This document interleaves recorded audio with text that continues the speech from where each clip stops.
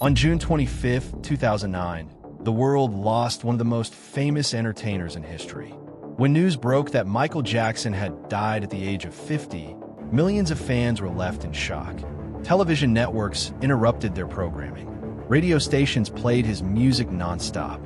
Outside hospitals and homes across the world, people gathered to mourn a man whose influence on music and pop culture was unmatched. In the years that followed, countless documentaries, books, interviews, and investigations tried to explain exactly what happened during Michael Jackson's final days. Among the many stories that emerged, one topic continued to capture public attention: Michael Jackson's last phone calls. Some people believe that one particular conversation revealed something chilling about his state of mind during the final weeks of his life. Others argue that these claims have been exaggerated over time. But regardless of where the truth lies, the story behind Michael Jackson's final communications remains one of the most discussed mysteries surrounding his death. To understand why these phone calls became so important, we first need to look at what was happening in Michael Jackson's life before his death. In early 2009, Michael Jackson was preparing for what many believed would be the greatest comeback of his career. After years away from major live performances, he announced a concert series called This Is It. The response was immediate. Tickets sold at an incredible pace. Fans from around the world planned trips to London. Media outlets described the concerts as one of the biggest entertainment events ever organized. For Michael Jackson, these shows represented more than just a series of performances. They were a chance to remind the world why he had earned the title King of Pop. But behind the excitement, there were signs that everything was not as perfect as it appeared. Reports from people close to Jackson suggested that he was under enormous pressure. Rehearsals were demanding. Expectations were massive. Financial concerns, personal stress, and physical exhaustion reportedly weighed heavily on him. Many people who worked around him later described a man trying to carry the weight of an entire comeback on his shoulders. As the concert dates approached, concerns about his health began to surface. Some observers claimed he appeared tired. Others believed he looked physically weak. While accounts varied, one issue appeared repeatedly in discussions about his final months: sleep. According to multiple reports, Michael Jackson struggled with severe insomnia. Night after night, he reportedly found it difficult to rest. For a performer preparing for lengthy live shows, sleep was essential. Without proper rest, even routine activities become more difficult.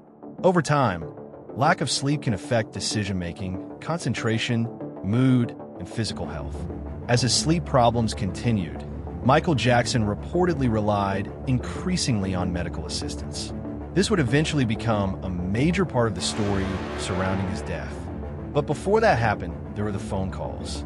One of the most widely discussed conversations involved people close to Michael Jackson, who later described him as sounding unusually concerned. According to accounts that surfaced after his death, Jackson allegedly expressed fears about certain individuals around him. Some reports claimed he felt people were trying to control aspects of his life. Others suggested he worried about financial pressures connected to the upcoming concerts. Over time, these stories became the foundation of numerous theories. Some fans interpreted the comments as evidence that Michael Jackson believed he was in danger. Others argued that the statements reflected stress and anxiety rather than a specific threat. The exact meaning remains debated. What made these reports especially intriguing was the emotional tone described by those who received the calls.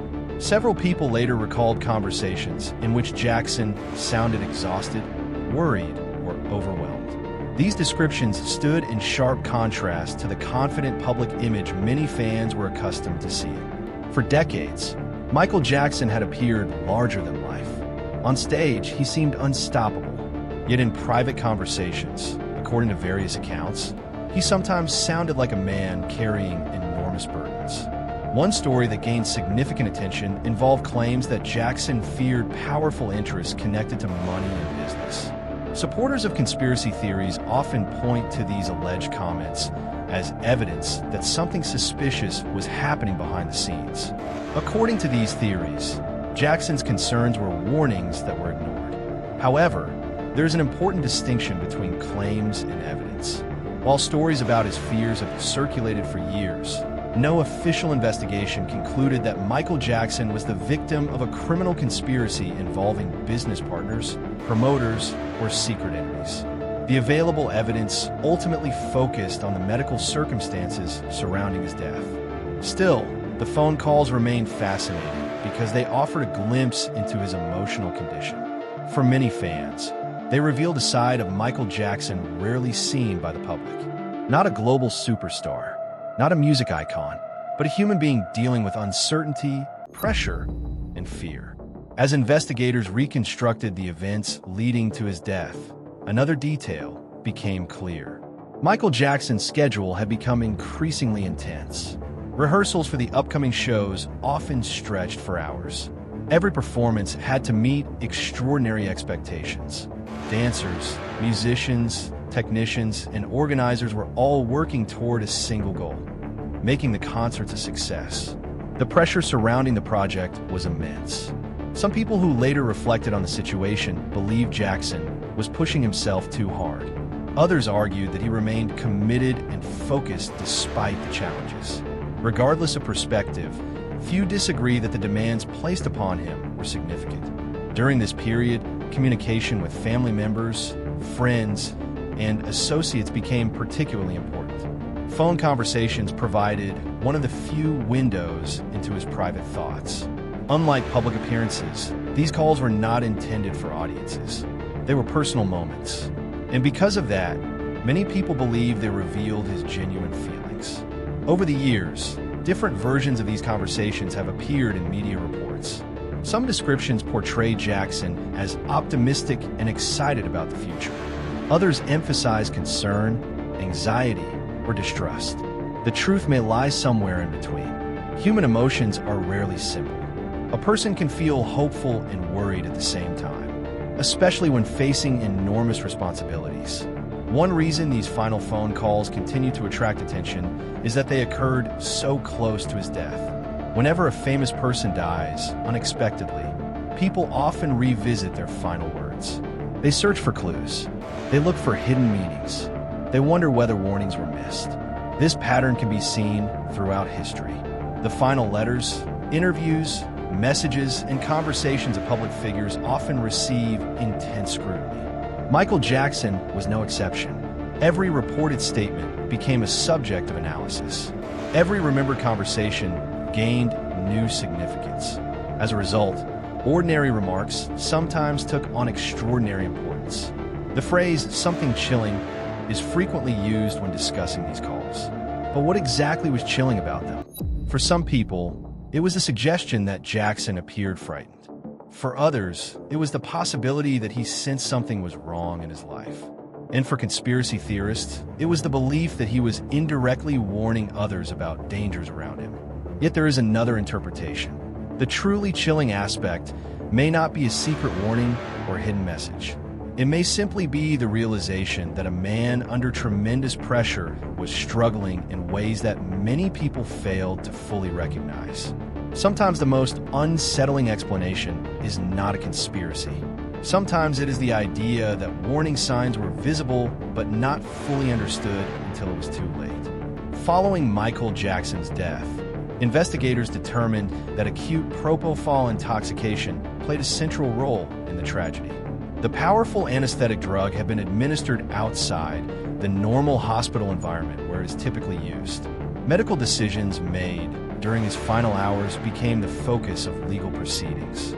His personal physician, Dr. Conrad Murray, was later convicted of involuntary manslaughter.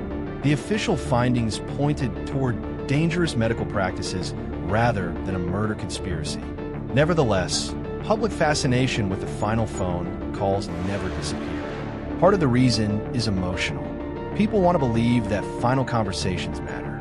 They want to think that important truths can be discovered in a person's last words. These moments feel significant because they represent the final chapter of a life story. In Michael Jackson's case, that story was already filled with extraordinary highs and lows. From his childhood fame to his record-breaking success, from global adoration to intense public scrutiny, his life was unlike almost anyone else's. Because of that, Even his private conversations became subjects of worldwide interest. Today, years after his death, debates continue. Did Michael Jackson's final phone calls reveal genuine fear? Were they evidence of overwhelming stress? Did they contain warnings that people failed to recognize? Or have ordinary conversations been transformed into mysteries simply because of the tragedy that followed? No one can answer those questions with complete certainty. What is clear is that the calls offer a rare glimpse into the final days of one of history's most famous entertainers. They remind us that behind the headlines, the concerts, and the global fame was a human being facing real challenges. And perhaps that is what makes the story so haunting. Not necessarily the possibility of hidden messages, not secret conspiracies, not coded warnings, but the image of a man standing on the edge of what should have been a triumphant comeback, speaking privately to people he trusted, while carrying pressures that few could fully understand. In the end, Michael Jackson's last phone calls continue to fascinate the public because they sit at the intersection of mystery and tragedy. They raise questions that may never be fully answered. They encourage endless speculation, and they offer one final glimpse into the thoughts of a man whose life changed music forever. Whether those conversations revealed something chilling or simply reflected the struggles of a tired and stressed performer depends largely on how one interprets them. But one thing remains certain. More than a decade after his death, people are still listening carefully to those final words, searching for answers hidden within the silence that followed.